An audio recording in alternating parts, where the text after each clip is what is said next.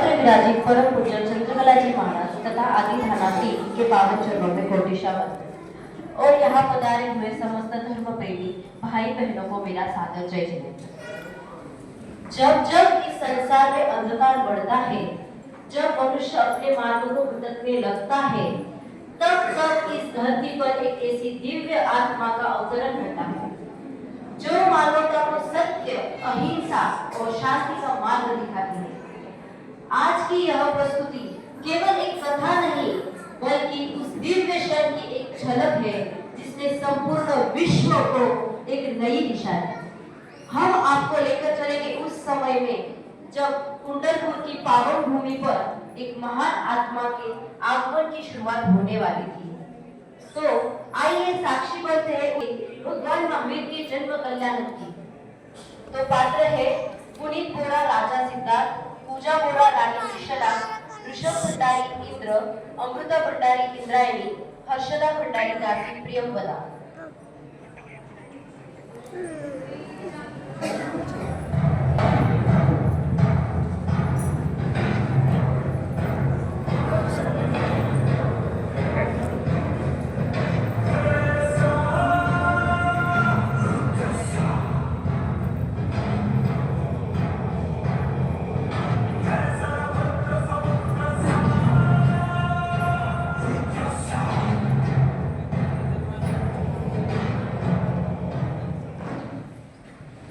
आज से करीबन 25,000 साल पहले भारत की धरती पर एक ऐसे युग का आरंभ हो रहा था जहां वैचारिक क्रांति की लहरें उठ रही थी।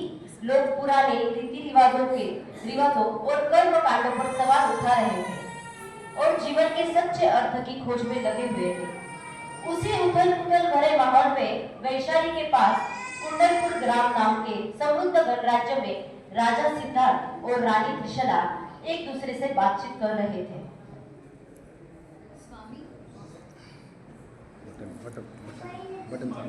स्वामी, कल रात्रि मैंने कुछ अद्भुत स्वप्न देखे। वे इतने दिव्य थे कि अभी भी मेरा मन आश्चर्य से भरा हुआ है। रानी, आप इतनी चिंतित क्यों हो? स्वप्न तो केवल कल्पना होते हैं, पर आपके चेहरे के जो भाव है कुछ विशेष संकेत दे रहे हैं। स्वामी, वे एक नहीं बल्कि 14 स्वप्न थे। कौन से स्वप्न?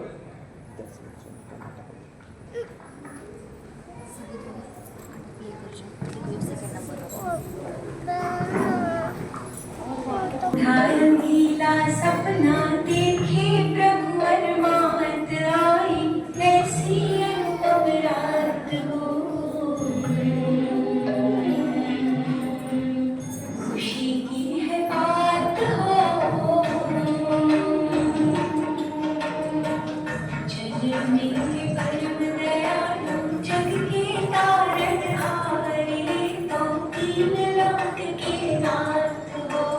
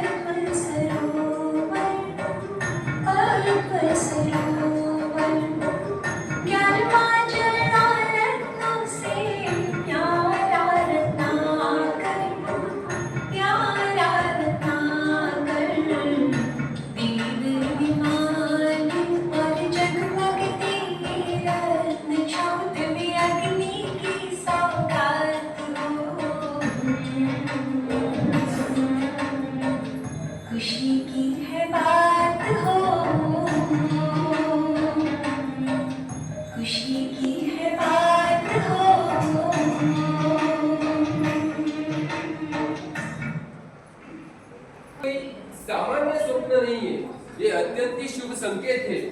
निश्चित ही कोई भव्य और दिव्य आत्मा हमारे घर जन्म लेने वाली है।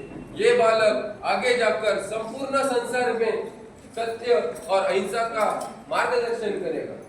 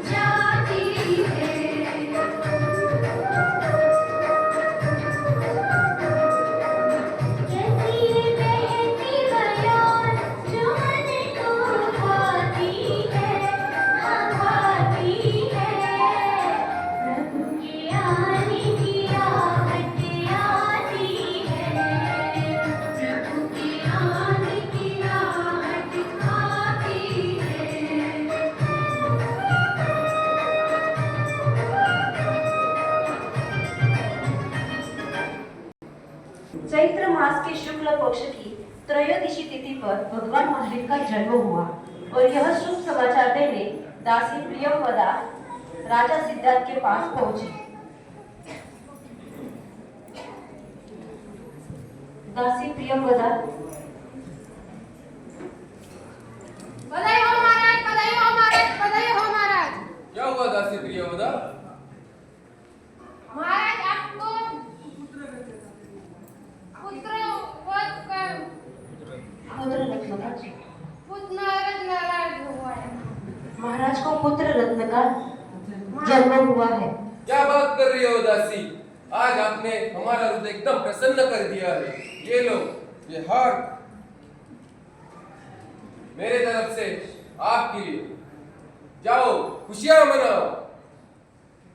जैसे ही भगवान महावीर के जन्म की यह पावन खबर फैली तो केवल पृथ्वी ही नहीं, देवलोक भी आनंद से झूम उठा। देवताओं के राजा इंद्र तब जब यह समाचार पहुंचा तो पूरा स्वर्ग लोक उत्सव में डूब गया। तो आइए देखते हैं वह दिव्य दृश्य जब इंद्र इंद्रायणी और उसकी समाचार से प्रसन्न होकर अपनी भावना व्यक्त करते हैं।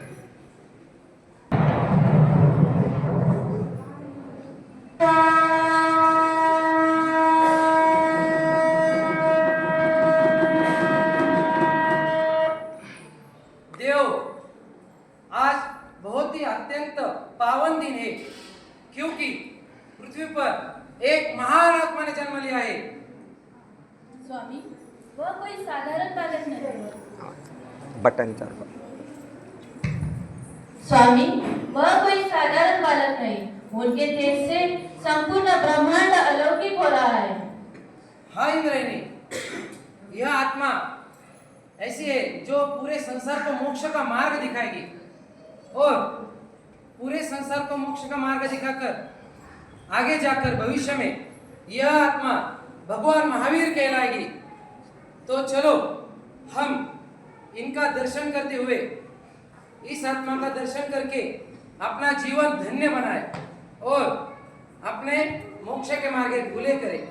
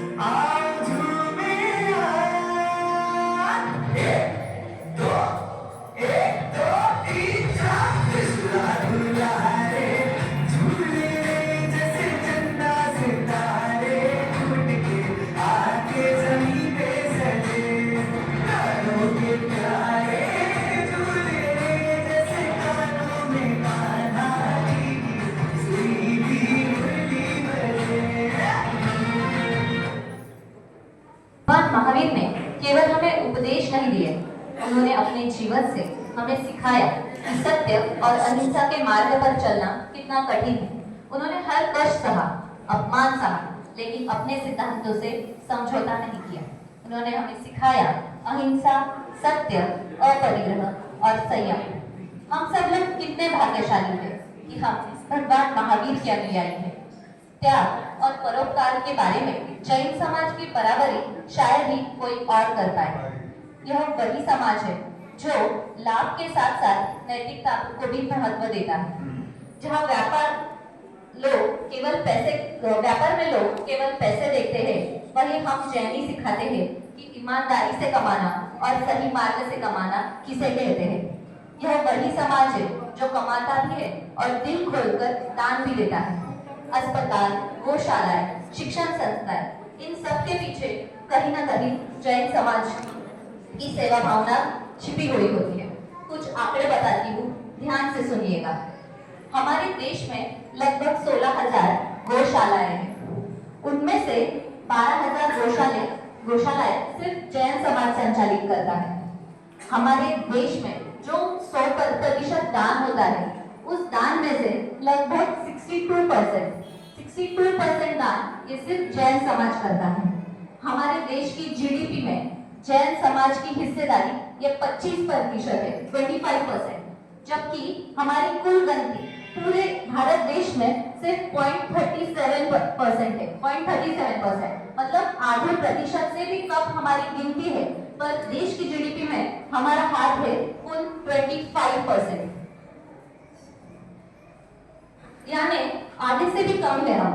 पर सबसे बड़ी बात यह है कि हम जैनियों ने कितना दान दिया, कितना टैक्स भरा, बल्कि यह है कि हमने कैसे जिया। अहिंसा को अपनाकर, संयम को जीवन में उतराकर और हर जीव के प्रति करुणा रखकर। आज जब दुनिया में क्रोध, तनाव और युद्ध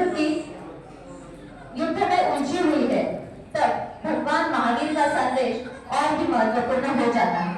भले ही हमारी संख्या छोटी हो सकती है, पर हमारी सोच महान होनी चाहिए। भले ही हमारी संख्या छोटी हो सकती है, पर सोच महान होनी चाहिए। संपत्ति बड़ी हो